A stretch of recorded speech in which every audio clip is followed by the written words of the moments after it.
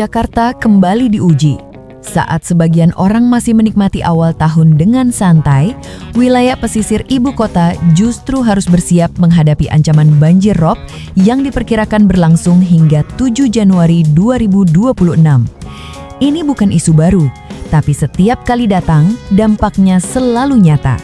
Jalanan tergenang, aktivitas terganggu, dan warga harus ekstra waspada.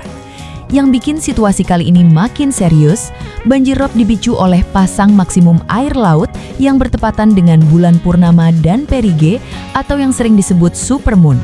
Kombinasi ini membuat permukaan laut naik lebih tinggi dari biasanya, dan Jakarta Utara jadi salah satu wilayah paling rentan. Buat kamu yang tinggal di pesisir, istilah banjir rob mungkin sudah akrab. Tapi buat sebagian orang, rob masih sering disalahartikan sebagai banjir biasa akibat hujan. Padahal beda. Banjir rob terjadi saat air laut pasang dan meluap ke daratan, bahkan saat cuaca sedang cerah. Jadi jangan kaget kalau pagi hari matahari terik, tapi air laut justru masuk ke jalanan dan permukiman. Fenomena ini murni dipengaruhi faktor astronomi dan kondisi geografis, bukan karena awan gelap atau hujan deras. BMKG melalui Stasiun Meteorologi Kelas 1 Maritim Tanjung Priok menjelaskan bahwa puncak pasang maksimum kali ini dipengaruhi oleh fase bulan purnama yang bertepatan dengan perige.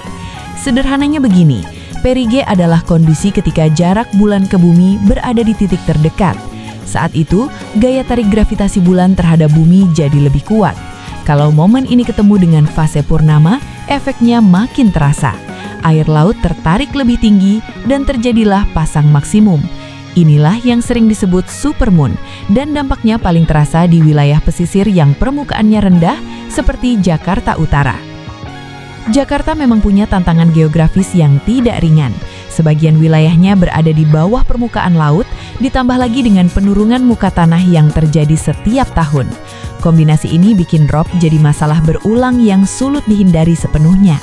Makanya setiap ada peringatan pasang maksimum, warga pesisir diminta benar-benar siaga.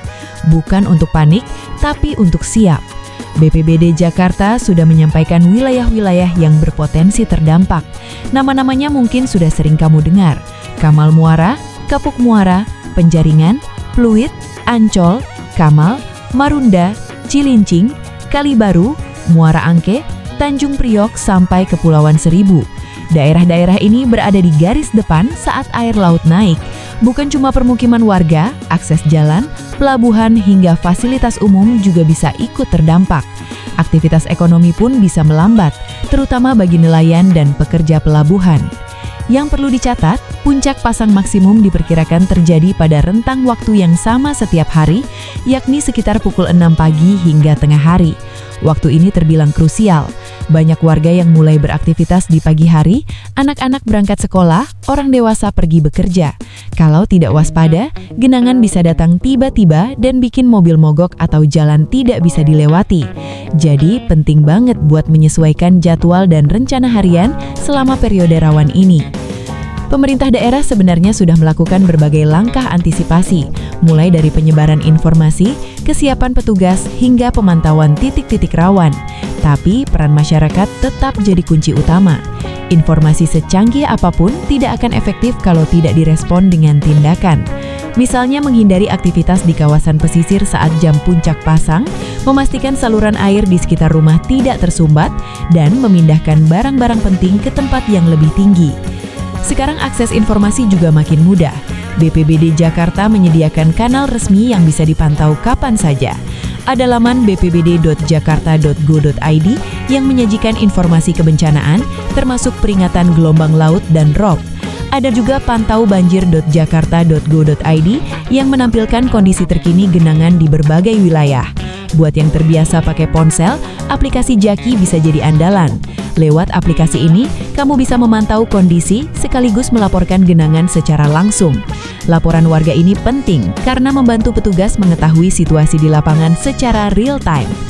Kalau kondisi sudah masuk kategori darurat, jangan ragu untuk menghubungi layanan 112. Layanan ini gratis dan siap 24 jam. Banyak orang masih ragu menelepon karena dianggap berlebihan. Padahal laporan cepat justru bisa mencegah dampak yang lebih besar. Lebih baik waspada daripada menyesal belakangan. Menariknya, di balik ancaman rob, ada banyak cerita tentang bagaimana warga belajar beradaptasi. Di Pluit misalnya, beberapa warga sudah terbiasa menghadapi pasang maksimum. Mereka punya strategi sendiri.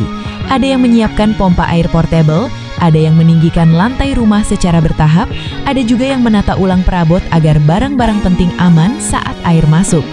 Langkah-langkah ini mungkin terlihat sederhana, tapi efeknya besar.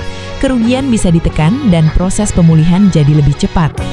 Banjir rob memang tidak bisa dicegah sepenuhnya, tapi dampaknya bisa dikendalikan. Kuncinya ada pada kesiapsiagaan dan kolaborasi. Pemerintah memberikan peringatan dan fasilitas, warga merespon dengan tindakan nyata.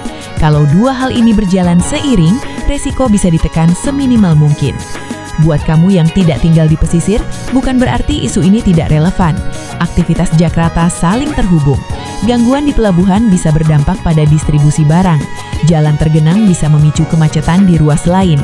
Jadi, memahami kondisi ini penting buat semua warga Jakarta. Setidaknya kamu tahu kenapa ada ruas jalan yang ditutup atau kenapa perjalanan jadi lebih lama dari biasanya. Yang juga perlu dipahami, banjir rob bukan sekedar peristiwa musiman yang datang lalu pergi. Ini adalah sinyal tentang tantangan jangka panjang yang dihadapi kota pesisir seperti Jakarta. Perubahan iklim, kenaikan muka air laut, dan penurunan tanah membuat risiko rob ke depan bisa semakin besar. Karena itu, selain kesiapsiagaan jangka pendek, perlu juga solusi jangka panjang yang berkelanjutan. Tapi untuk saat ini, fokus utama adalah melewati periode rawan hingga 7 Januari 2026. Jadi, kalau kamu atau keluarga tinggal di wilayah pesisir, pastikan semua sudah siap. Pantau informasi resmi setiap hari, menyesuaikan aktivitas dengan jadwal pasang, dan jangan ragu minta bantuan jika dibutuhkan. Jangan anggap sepele genangan kecil, karena rob bisa naik perlahan tapi pasti. Lebih baik bersiap sebelum air datang, daripada panik saat sudah terlanjur masuk. Pada akhirnya, banjir rob adalah realitas hidup di kota pesisir. Tidak menyenangkan, tapi bisa dihadapi dengan kepala dingin. Dengan informasi yang akurat, langkah antisipasi yang tepat, dan kerjasama antara warga dan pemerintah, ancaman ini tidak harus selalu berujung pada kepanikan. Tetap waspada, tetap tenang, dan pastikan kamu dan orang-orang terdekat aman selama puncak pasang maksimum ini.